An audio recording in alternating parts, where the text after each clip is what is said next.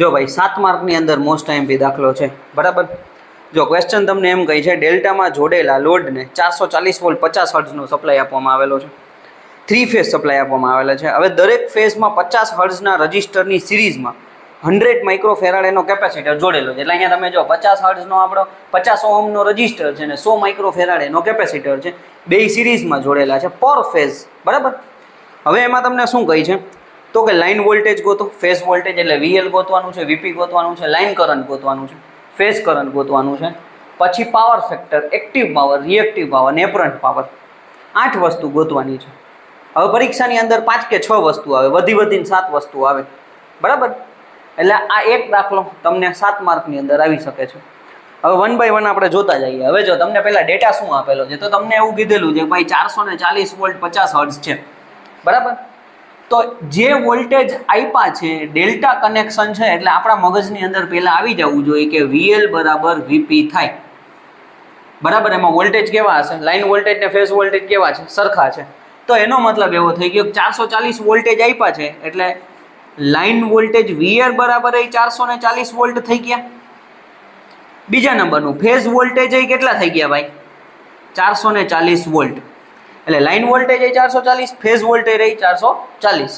બે વસ્તુ તો ખાલી તમને દાખલામાંથી જ મળી ગઈ. હવે એના પછી આપણે શું જોઈ છીએ તો કે લાઇન કરંટ જોઈ છીએ અને ફેઝ કરંટ જોઈ છીએ બરાબર. હવે ફેઝ કરંટ માટે આપણી પાસે શું થશે તો કે જો હંમેશા પહેલા ફેઝ કરંટ ગોતવાનો છે તે પછી આપણે લાઇન કરંટ ગોતશું બરાબર.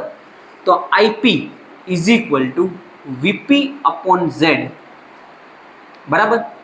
I is equal to V/Z આપણું સૂત્ર છે. અહીંયા IP છે એટલે ફેઝ કરંટ બરાબર ફેઝ વોલ્ટેજ એના છેદમાં Z આવશે. હવે આપણી પાસે Z આપ્યો છે નથી આપ્યો તો Z ગોતવાનો છે એટલે ઇમ્પિડન્સ. તો Z બરાબર વર્ગમૂળની અંદર R² પ્લસ XC². તો હવે અહીંયા ત્રીજો પ્રશ્ન ઊભો થયો કે આપણી પાસે XC નથી. તો હવે પહેલા XC ગોતવા જવું જોશે.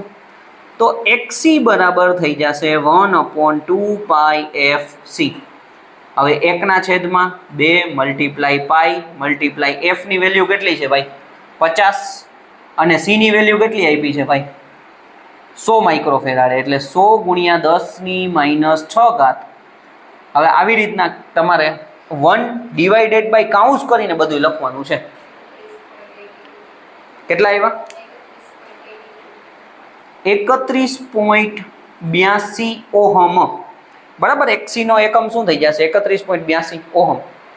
હવે એને આપણે આમાં મૂકવાના છે એટલે અહીંયા આપણે થઈ જશે ભાઈ વર્ગમૂળની અંદર R કેટલા છે તો કે 50 નો વર્ગ વત્તા 31.82 નો વર્ગ બરાબર. 50 નો વર્ગ કેટલા આવ્યા 59.25 ઓહમ બરાબર. ચેક કરી લઈએ 31.82 59.2 હાલો બરાબર છે.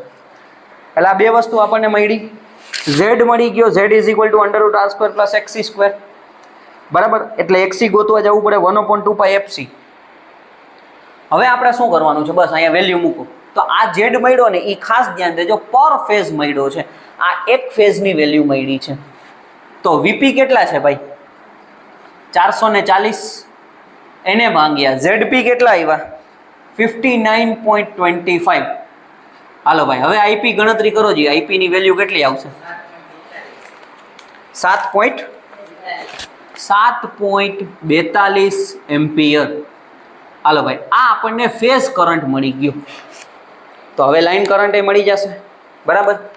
તો આપણું સૂત્ર છે IL is equal to √3 IP. તો √3 એને ગુણ્યા 7.42 સાથે મલ્ટીપ્લિકેશન કરો તો લાઇન કરંટ એ તમને મળી જશે. હવે IL ની 12.85 એમ્પિયર. હાલો ડન અહીંયા સુધી. એટલે IL મળી ગયો છે 12.85 એમ્પિયર. હવે આપણે એટલે 1 2 3 4 વસ્તુ મળી ગઈ. લાઇન કરંટ મળી ગયો, ફેઝ કરંટ મળી ગયો, આપણા લાઇન વોલ્ટેજ ને ફેઝ વોલ્ટેજ. 5મા નંબરનું પાવર ફેક્ટર. જો પાવર ફેક્ટર એટલે cos φ બરાબર R/Z. આ સૂત્ર છે. R ની વેલ્યુ કેટલી છે ભાઈ 50.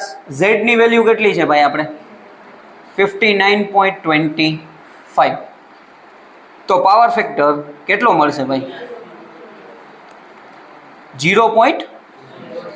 જો ભાઈ 3 કે 4 આંકડા લખવાના હો ભાઈ. 4844 શું છે? 8438. લેગિંગ કે લીડિંગ? કેપેસિટર હોય તો લીડિંગ આવશે, ઇન્ડક્ટર હોય તો લેગિંગ આવશે. એટલે હંમેશા ધ્યાન રાખવાનું છે, અહીંયા આવશે લીડિંગ. હાલો બરાબર. પાવર ફેક્ટર સુધી પહોંચી ગયા આપણે, cos 5 સુધી મળી ગયા. એટલે 5 વસ્તુ આપણને ગોતાવી.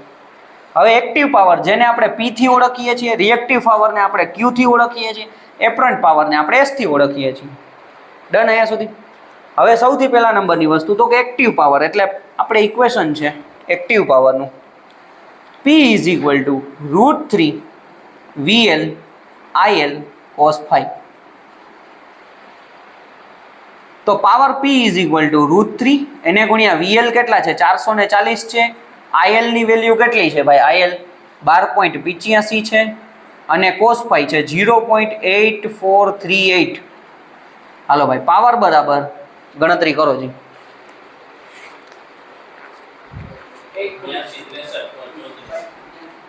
8263.34 વોટ. જો વોટ એનો એકમ છે એક્ટિવ પાવરનો, બરાબર. આપણે એક્ટિવ પાવર ગોઈતો, એક્ટિવ પાવર.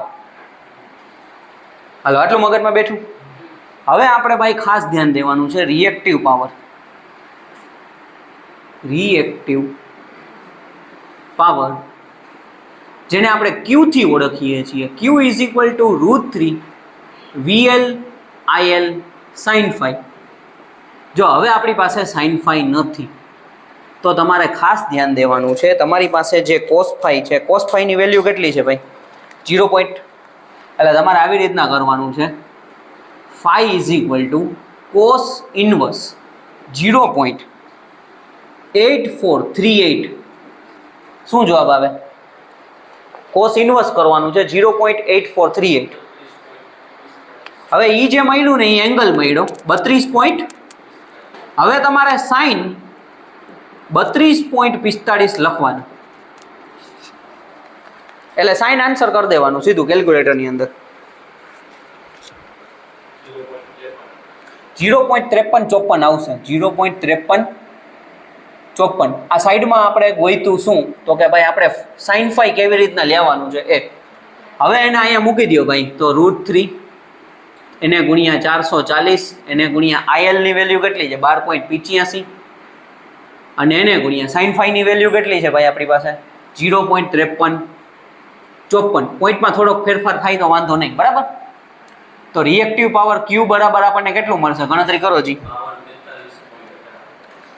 43.18. આનો એકમ છે VAR. ખાસ ધ્યાન દેજો, બરાબર. રિએક્ટિવ પાવરનો એકમ શું છે ભાઈ? VAR. હવે એના પછી છેલ્લામાં છેલ્લું એપરન્ટ પાવર, બરાબર.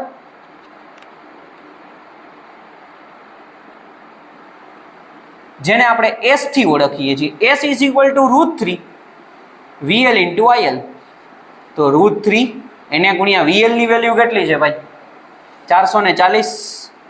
IL ની વેલ્યુ 12.85. હાલો ભાઈ.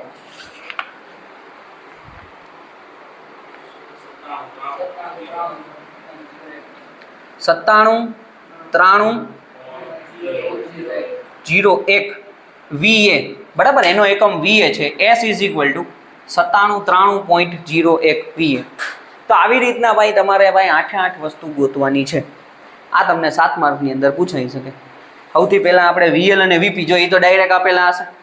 એટલે લાઈન આપણે ભાઈ ડેલ્ટા કનેક્શન છે તો લાઈન વોલ્ટેજ છે એ જ આપણા ફેઝ વોલ્ટેજ થઈ ગયા. એટલે એ બે વસ્તુ તો ડાયરેક્ટ તમને મળી ગઈ. પછી Z ગોતવાનો છે, XC ગોતવાનો છે. એટલે તમને IP મળી જશે, પછી IL મળી જશે, પાવર ફેક્ટર મળી જશે, એક્ટિવ પાવર, રિએક્ટિવ પાવર અને એપરન્ટ પાવર. હવે 7 માર્કમાંથી જો તમે 4 વસ્તુ ગોતી ના હોય તો 4 માર્ક મળે, બરાબર. એટલે આવી રીતના તમારે દાખલો ગણવાનો છે. હાલો આટલું આવડી જશે, લખી નાખો હાલ.